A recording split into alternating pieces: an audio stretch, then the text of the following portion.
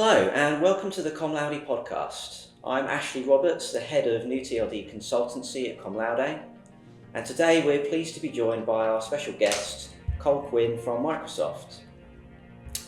Cole is responsible for Microsoft's 8 dotBrand TLDs, which include .Microsoft and .Xbox, and he's going to talk to us about how Microsoft has been using its dotBrands thus far. Thank you for joining us, Cole. Great to have you here. Could you begin by just telling our listeners a little bit about your role at Microsoft? Sure, thanks, Ashley. So I've been at Microsoft for going on 14 years. The first part of my career was focused on DNS program management, and then about 8 years ago I made the transition into managing the corporate domains services group. This is the team that manages Microsoft's domain portfolio as well as the registry services and maintaining the registrar accreditation as well. Thank you. And as part of your responsibility for dotBrand TLDs, could you just give a bit of background about Microsoft dotBrands, when you acquired them and why the decision was made to apply for them?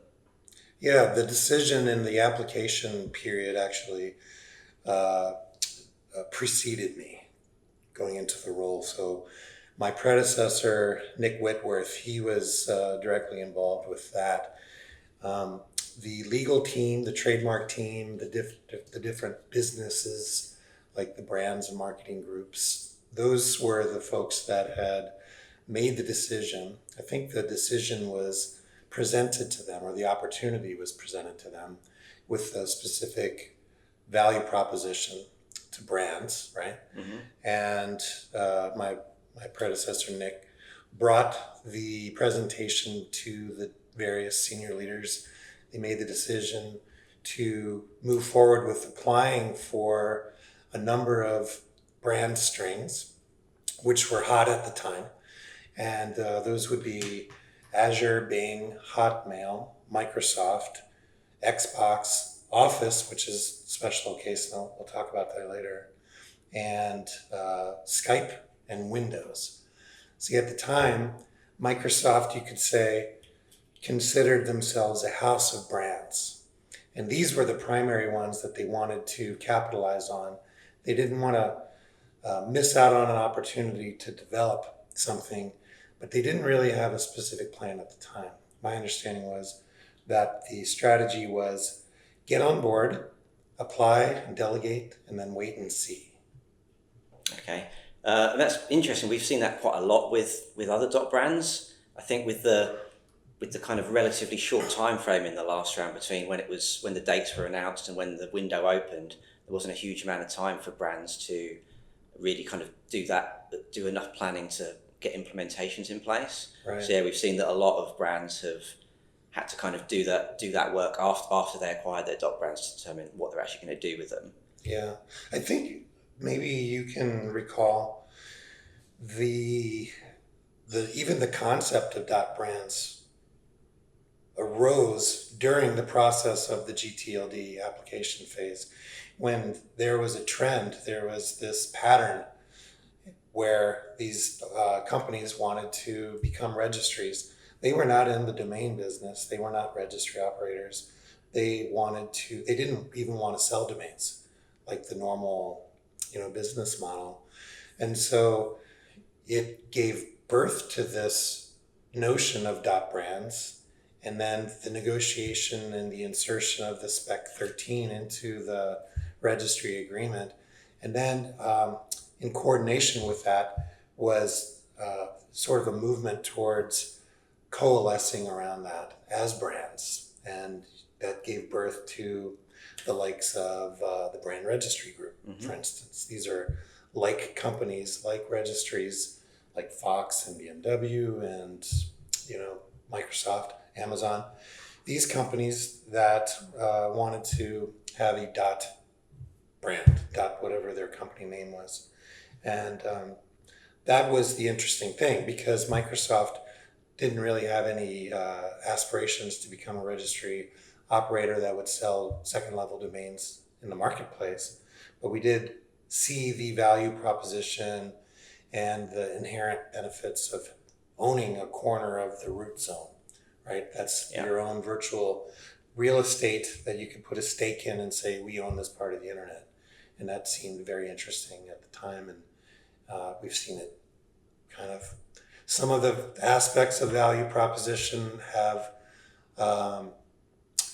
proven to be true over time. That is security and the unspoofability and the ease of management and some of these things. And then some of the aspects of the value proposition have yet to be realized. Let's say if you were counting on reducing the management, like the total cost of ownership for managing your portfolio, reducing your defensive registrations, because once you doubled down on your .brand space and your customers became used to that, theoretically, they would know that anything that's not in your .brand namespace wouldn't be necessarily legitimate, and that would decrease the need for the company to go out and have such a robust defensive portfolio, right? And so we are in the process of seeing that to some extent.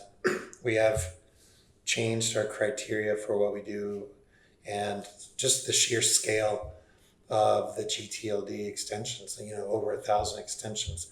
One thing was clear, and that is we certainly couldn't go about doing business the way that we had before. So we look forward to a time where if it's not .Microsoft, it's not valid, right? Yeah. We're not there yet. We're in this kind of hybrid world where we have legacy gTLDs for certain use cases, and we're starting to move into our .brand namespace for certain first party only, that is like you can trust that it's Microsoft workload and Microsoft data, holding itself to the highest levels of security and quality and trust.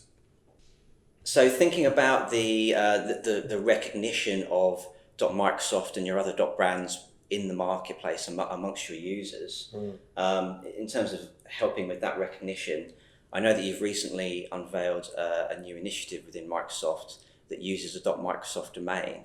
So would you be able to talk a little bit about that initiative? Yeah. Let me back up first and explain that. When I first arrived in my role as a corporate domains manager, the .brand TLD space to me seemed like the adventure part of my job. This was all greenfield, open space to explore. Nothing was really happening with it. As I mentioned previously, the attitude at the time of application was a house of brands. And if you think about like a poker hand or some, like gin rummy, you got a bunch of cards that you're holding. That's how we felt about our brands. But over the time between delegation and when I showed up, the thinking had evolved to being more along the lines of, instead of a hand of cards, it was more like a dartboard with Microsoft as the bullseye right in the center. And then you had these concentric circles of radiating brands, complementary brands and such. And what that did was it really simplified for me what area I should focus on. Because at the time, I was sort of fighting an 8-front war. If you think about each of the TLDs being a potential use case or bucket of scenarios that I could go talk about, well, by having the company prioritize .Microsoft, then it was clear that I could kind of deprioritize or relax on the other 7 and just focus on some scenarios for .Microsoft. So the leadership from Experiences and Devices, this is the team that runs Microsoft 365, formerly known as Office. They came with an idea of OCDI, and this is the One Consolidated Domain Initiative, where they would take their collected, aggregated set of domain names that made up their current ecosystem, and they would consolidate it under a single domain name. Now, the benefits that they were looking for were the reduction of total cost of ownership, the simplicity, the customer being able to intuit and feel and be more visibly sure of where to go and how to navigate between services. Under the covers, the services would have an easier time architecturally communicating with each other and dealing with things like single sign-on and authentication and certificate management for SSL certs, and just a better user experience. It's more seamless to the user. It's a one Microsoft experience rather than a partitioned set of silos that you jump through to get from one service to the other. And so they had the idea, they had the vision for themselves, and apparently they had the constitutional will to do it, because it's pretty monumental. But what they didn't have was the name. So they reached out to me and I gave them some options on some names.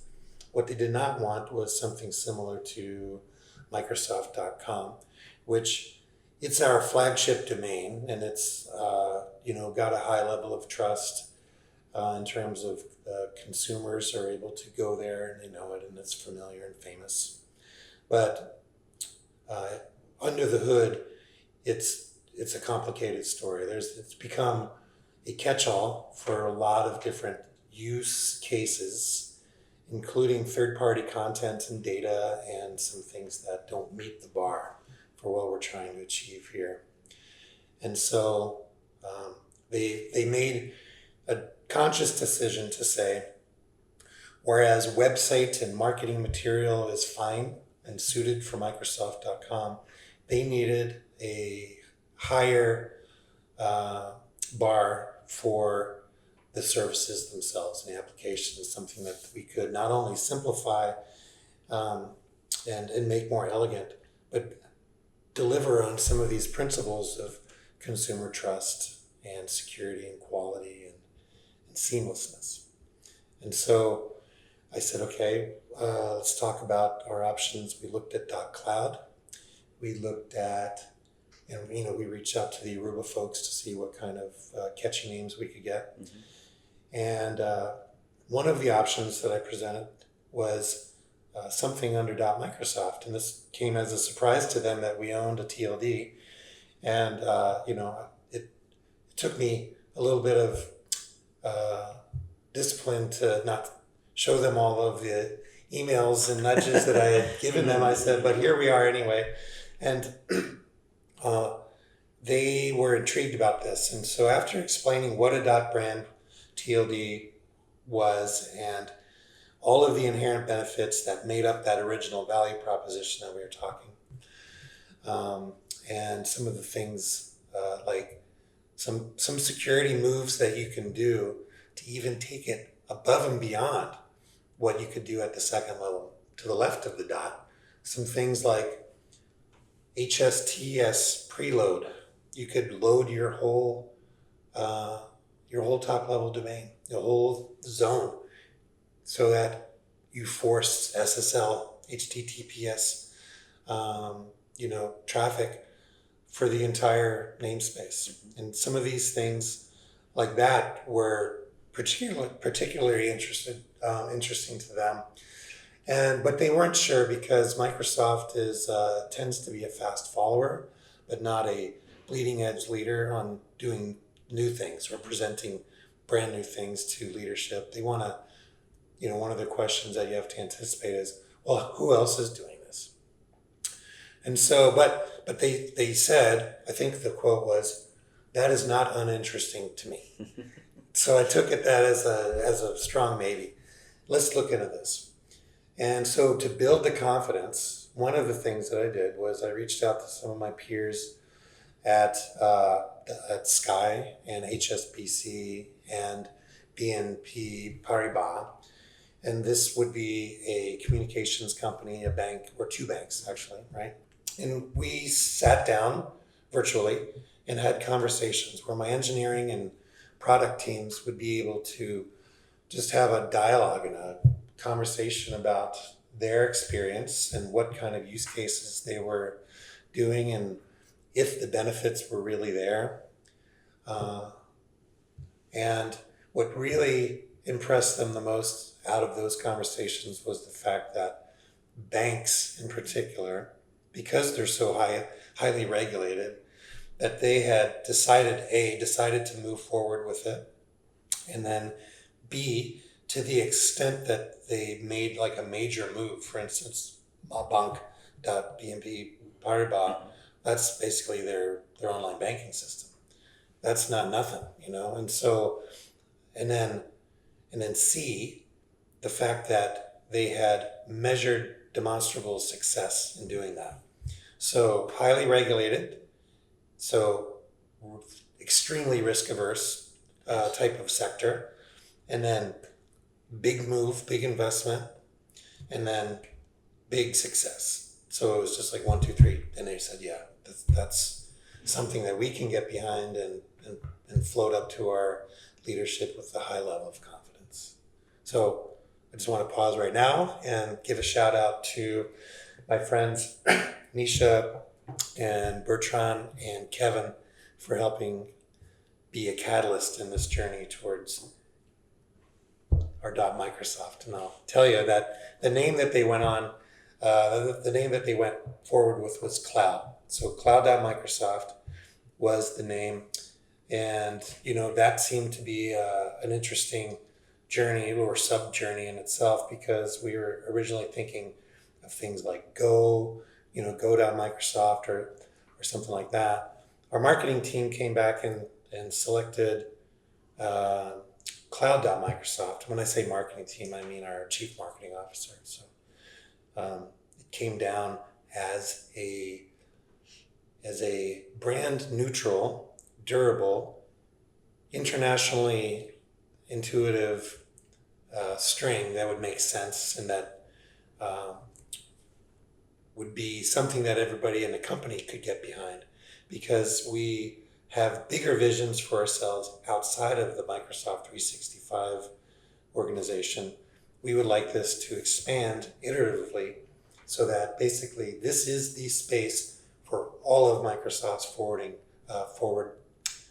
services, right? And so after all of the work that we're putting in to do this, the last thing we want to do is turn around and try to do it again in 5-10 years. So we want this to be our forever home. So Cloud.Microsoft was the name that they chose. Excellent. Very exciting. Sounds Yeah. like a huge project to you know, bring all of these different systems on, you know, various different domains all onto one domain. Yeah.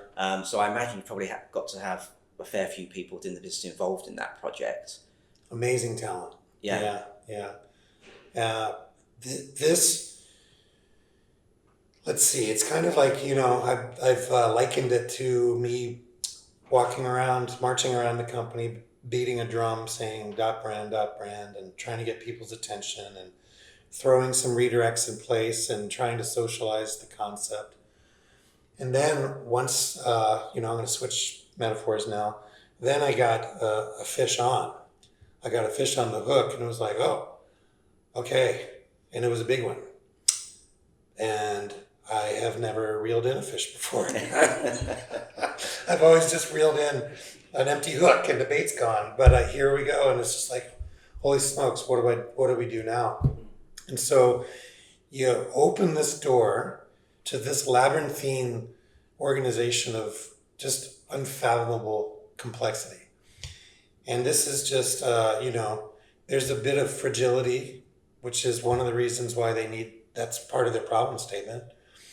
And there's just a broad and deep level of stakeholdership there. Lots of people and the older heads that have been used to kind of a distributed model where they're able to go run their business the way that they saw fit. And so there's political aspects of this whole equation that are getting people on board to even the notion of having a standardized, centralized thing, and that there's work to do that's going to take precedence over what was on your roadmap before. And so there's political and program and project professionals that are, you know, those types of roles. And then there's architects and engineers and frontline people and substrate And then there are people that are great at marketing and branding and putting together the collateral that we can present to executive management. This goes all the way up to the CEO. And so this is like really exciting. This is total horizontal and vertical engagement on this thing. And if you think about, like, one of the images in this slide deck that I made for the Contracted Party Summit in Paris was this picture of a cruise shell, which is this big long boat, and you have like the rowing team, and everybody's got their oars, and they're all set to go, and the coxswain's at the front of the boat or the back of the boat, and he's ready to call the stroke, and everybody's lined up. Well, just to get to that point where everybody is in the boat and everybody's lined up and at the ready, and the coxswain knows what to do and how fast to go, that in itself was just a deceptively complicated process. And so one of the things that is, my saving grace is that I had a good vision of what my role in all of that was. And I, in that kind of crew shell model, I was just one of the guys to select the shell and put it in the water, and then to help the other folks get onto the boat and get situated and make sure that they had a snack and water or something, because the level of technical complexity after they got started was mind-boggling. And I love learning. And one of the most satisfying parts of this whole thing was just having the exposure and the benefit of being intimately involved with this, but not being accountable for the getting done of it, right? Just being able to leave that to the true experts and the talent, and knowing, and this is just kind of how I'm put together. Like I'm a better right hand man than a point man, and so I have a sense of what obstacles people might be running into, and then running out ahead of them and removing it before they get there. So removing impediments and communicating them back to make sure that everyone's aware that I'm not just doing it in the dark, but that it's an explicit removal of this obstacle, and it's noted and put into the risk register, and it's been dealt with. And so some of this kind of PM discipline stuff, right? Mm-hmm. So being able to have a useful part of this extremely complicated, extremely valuable and exciting thing has been really rewarding for me. I'll give you an example of something that I saw as a possible hurdle. And that is that people for years have typed in Microsoft.com. And if you give them cloud.microsoft, their fingers are going to type in .com without their brains or eyes even really thinking about it. Similarly, if you say Microsoft.cloud or cloud.microsoft, they may type in Microsoft.cloud because this is a new thing. And even if they do drop the .com, they might transpose it. And so what about them? And the idea that I came up with was to proactively figure out what they might be typing, and then intercept that, redirect it, and then get them to where they really want to go, to where the content is. Not that we want to ingrain in them and reinforce using the wrong domain, but we also don't want to have a broken experience for them. Cool. And so what we did was, my team owns a custom-made redirect tool. And so what we did was we created a wildcard redirect for, *.cloud.microsoft, so that anything that they type in, we created the redirect for *.cloud.microsoft.com in the Microsoft.com zone, so that anybody that would type in something to the left of that where the asterisk would be, whether it's Teams or SharePoint or OneDrive or whatever, instead of getting 404 going to a bad, like a marketing page, not extremely helpful, we would intuitively look at that position in the URL string, and then we would repackage it and then send them to whatever it is, like teams.cloud.microsoft, which is their intended endpoint. And likewise, we did the same thing with the Microsoft.cloud. And so that was an economical way of doing that did not require ongoing maintenance. In addition, we're not trying to have an explicit list of, guessing what they would type in that third level or the fourth level. We would just wildcard it so that anything that they did there, if it existed on the other side at cloud.microsoft, that's where they would go. And if it did not exist, we would just send them to the cloud.microsoft landing page. And that was a great success, and that was something that my corporate domains software engineers were able to turn around within a week. So I thought that was pretty intuitive, right? Yeah. A good example of solving problems that we would anticipate in advance, as part of our user friendliness campaign. Thank you. Just to kind of go back to something you kind of hinted at earlier, I guess about the kind of understanding of your DotBrands and the benefits that they can bring within the business. Because I know we've heard from other DotBrands that it can be a bit of a challenge, just communicating throughout what often is a large organization, that you have these DotBrand assets, B, that they're available to use, and C, what the benefits are. And yeah, you kind of hinted that perhaps at the start there wasn't so much recognition within the business. So do you think having a big project like this, which is using a .Microsoft domain, it has helped, and it's going to help with the kind of future understanding within your business of these assets that you have, and perhaps help with, other teams coming to you in future to use any of your .brand domains? Yeah, that's a great question. And I'm full of analogies today. So if you think about like a strip mall or even a proper shopping mall, the developer is looking for an anchor tenant.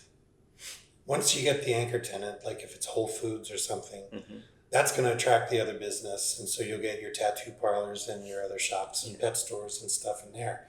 But what you got to do is find out who your anchor tenant's going to be, and that will kind of set the tone for what type of businesses are going to be there and what kind of clientele are going to be drawn into it.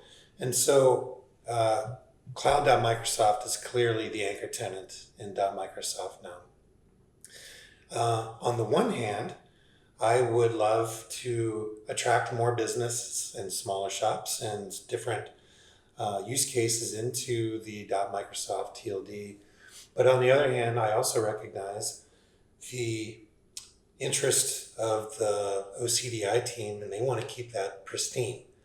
So for the entire TLD, not just cloud.microsoft, the entire TLD is now subject to the highest level of governance and pre-qualification. And so that automatically rules out an extraordinary number of use cases that are in the .com space, right? We don't want to have any third-party data or workloads or workflows in there. We want it to be limited only to, highly trusted, highly secure, stable Microsoft. That's a great point in itself. So it sounds like what you're saying is that one of these benefits that you've found with .brand is that it allows you to kind of segregate key services from one another. So you mentioned about Microsoft.com earlier on. There's already a lot going on under the hood there. You don't want to kind of congest that even more by putting, this new initiative on it. So being able to segregate this new thing from all the other stuff you've got on Microsoft.com seems like a really big benefit. Yeah, it is. And, like any of these great ideas, I think one of the key tools in your toolkit is going to be having a robust and clear and well-supported policy. So one of the things that I appreciate the most about Microsoft in all of this is the fact that at the very highest level, we do have a policy on the registration and use of domain names at Microsoft where we have, everything is centralized through the corporate domains team. I can't stress how much um, this has helped us out over the years, because the policy boils down to two main elements. One, if you're going to register a domain, or if you have any domain business, any business reasons for having a domain name, you need to go to my team. So that centralizes the flow so that we're at least aware of everything, and that puts us in a trusted partnership position, and we can, advise and explain and educate people of what the overarching strategy is, so that you don't have 100,000 creative people going off registering domains and going off strategy, and you have a proliferation of domain names and it's not cohesive. And then the second aspect of the policy is, if you have already registered a domain on your own because you weren't aware of the first aspect, then you're obligated to transfer it into the corporate domains team. And so then you're back in business and you're not out of policy anymore. And so that set up the structure of communication so that we're aware at all levels what's happening and what's being in development, and making sure that it's supporting our primary approved domains for website use, our primary approved domains for the OCDI use cases and scenarios, and then our primary approved domains for, let's say, our Azure services and our cloud networking. And that's just in the public space. I don't even want to get into our sovereign cloud naming strategies. That's very interesting as well. Maybe that's for another podcast episode of how we solve that problem. But we're talking about Azure and Microsoft 365 for the US government, for France, for China, for Germany, Singapore, and on and on. We have to do these in a repeatable, predictable way as well. So I was helpful in writing a playbook for domains and DNS management for these different clouds that incorporated the OCDI standard. I do want to tell you a couple things about the .Microsoft name as part of the OCDI maturity process. Once it started getting traction, going back to the redirect strategy, we wanted to know, the assumption was that people were going to be typing in the wrong thing and being redirected. So that's a speculation. We wanted to throw in some telemetry there to get some real data to see which customers and which markets are typing in which names that would normally have gotten an NXD or a 404, but we helped them along the way. And we wanted to see if we could see that trending down, like if they were getting the word, or if we were just reinforcing bad behavior, right? So that was one of the things that we instituted. Another thing was cleaning up all of those redirects that I had been tossing in there just to get people excited about .Microsoft and aware of the TLD itself. And so we identified all of the ones that needed to go, and they were just sort of experimental purposes anyway. And then there were a few that were remaining because they actually represented production scenarios. And I just want to share a couple of those with you. One is we have domains.microsoft. So domains.microsoft is a redirect to our domain manager tool, which is our internal domain portfolio and DNS zone management tool. But also we've created under that domain an email account called admin@domains.microsoft. So one of the things that came up recently was the best practice with regards to your who is data. Let's say Microsoft.com is our flagship domain. And for all of the other 50, 60,000 domains that we own, the who is contact for all of those is going to be domains@Microsoft.com, which that's perfectly fine. But what about the Microsoft.com zone? If you have an email address that is dependent on the zone itself or the domain itself, that creates a circular dependency. And God forbid anything ever happened to Microsoft.com and we lose control of it, we effectively would not have access to our email address. And so anything that we would need to do to get the domain back, we would be locked out of. And so using admin@domains.microsoft is one way of having a break glass email account in the very, like I said, rare or may this never happen case of Microsoft.com getting owned. We would still have a way of jump-starting it and getting back in from that. So domains.microsoft. We also have a dmarc.microsoft, which one of the things that our team is doing in an effort to have a more secure future in our namespace, we're implementing DMARC, DKIM, and SPF record standards for all of our DNS zones that Microsoft owns in our domain space. And the way that this works technically is you insert a text record and there's a DMARC policy in there.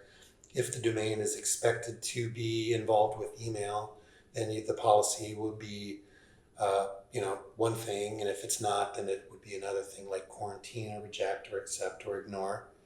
But then we have two email addresses where mail exchange servers and ISPs can report back to you what kind of rejection and email reputation issues you might be experiencing, where emails are getting bounced or whatever. You have an aggregated and a forensic XML file. And so we created RUA and RUF at dmarc.microsoft. And so that opened up a floodgate of XML data flowing to us so that our business teams can inspect and analyze our email reputation and trending for email flows. So dmarc.microsoft is another important use case there that passed the bar for the OCDI team. They said, yeah, that's fine. And then finally, there's a DC .microsoft, and that stands for data center. And so this is an Active Directory for us that was created for visitors, non-Microsoft visitors that would, contractors, for instance, they would come to the data center and they need to log on to the internet. It needs to be public facing, but we don't want them on our own production environment. So we set up this specially contained internet tenant for them to log into. So that's dc.microsoft, standing for data center. And then there's also an xdc.microsoft, which is their test environment to test for the production. So aside from cloud, we also have domains, DMARC, and DC. And there's a couple other ones related to the OCDI program that would denote like user content, core, static. So some of those things. So collectively, we've drastically reduced the number of second level domains in .microsoft, and our aim is to keep it at a level of just being pristine and trustworthy and uncomplicated.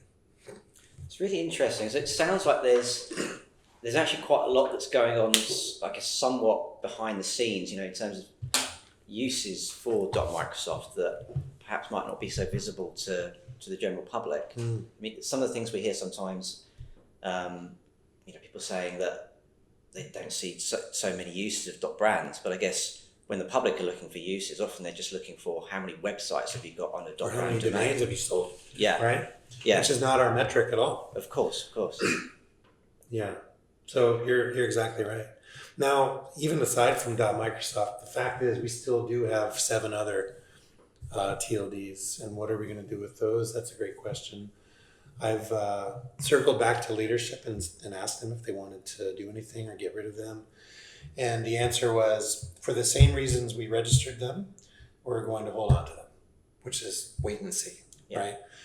We, I do have some ideas about what we could do possibly with .azure to differentiate first-party namespace against third-party namespace. So how to differentiate the actual infrastructure from customer workloads.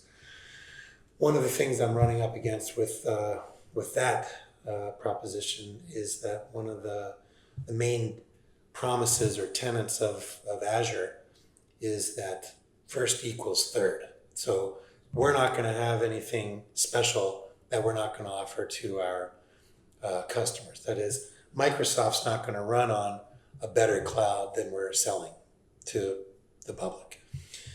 Now, while I see that as being, that's a good solid promise, and it has a good logic to it.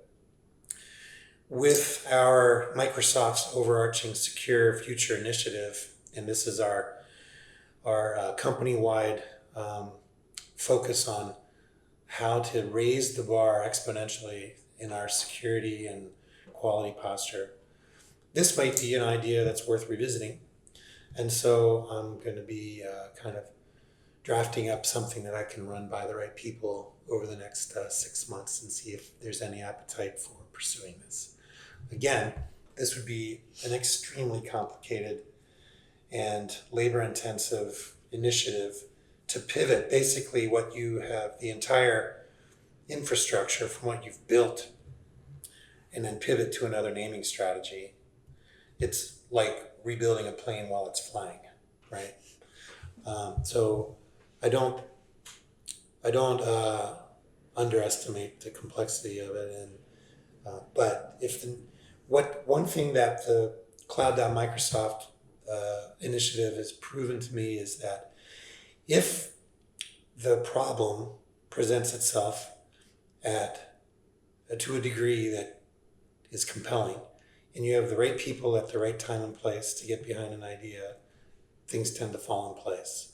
And you're not fighting against the grain or, taking on a fool's errand. Mm-hmm. It's not as quixotic as it could be. But if you have an idea that's well developed enough to be a good pitch, that's sound, and you've thought about it from a few angles, then what you're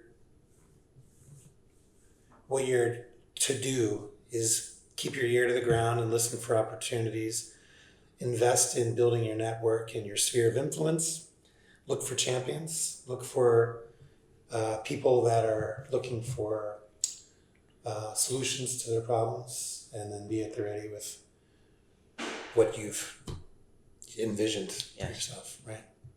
Excellent, thank you. I wonder if I can ask you one last question. Thinking we know that the next round of new gTLDs is going to be coming up in just over a year from now. So for any organisation out there that might be considering applying for their own dotBrand, based on all the knowledge you've built up about dotBrands in the past couple of years, if there was kind of one high-level piece of advice you would give to a prospective applicant, what would it be? Yeah. Well, I tell you, the last round seems to me to be fairly exhaustive of generic valuable strings. I mean, I'm sure there's more out there, but to me, it seems like brands have the most at stake. There's the most opportunity there for the companies that either missed the round the first time or they didn't even exist. Like Uber, for instance, they weren't even around the first round, and I know that they've stated an interest in applying for .Uber in the next round. .eBay is another company, and then there's also companies like me that we've shifted and we have different strings that we may be interested in, or we have some different ideas of how to go. So what I would recommend as of first importance is to either find the right talent internally to help you develop and identify your business case and get your stakeholder team together, or if you remember the show Frasier, Kelsey Grammer, his famous line was "seek professional help."